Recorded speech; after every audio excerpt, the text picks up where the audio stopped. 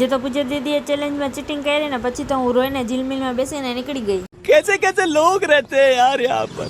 પૂજા દીદી તો રિહાણી હતી એટલે એને નતા જ લઈ જવા, પણ એ તો પરાયણે મારી હારે આવે છે. અરે હું રિહાઈને ક્યાંય નથી જતી, હું તો જાઉં માર્કેટમાં સામાન ખરીદવા, કેમ કે આજે અમારા ઘરે મહેમાન આવવાના છે. આજે તો મારા પપ્પાના મામા આવવાના છે એટલે જમવાનું તો બનાવવું જ પડે ને. अच्छा.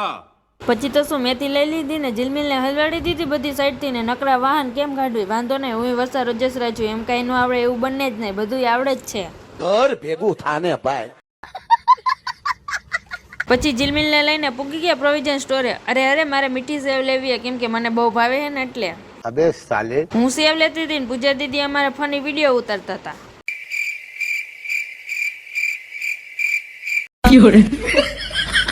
પછી તો શું ઘરે આવીને પતરીના મરચાના મેથીના ભજીયા બનાવી નાખ્યા ને ત્યાં પપ્પાના મામા ને મામી હોતન આવી ગયા.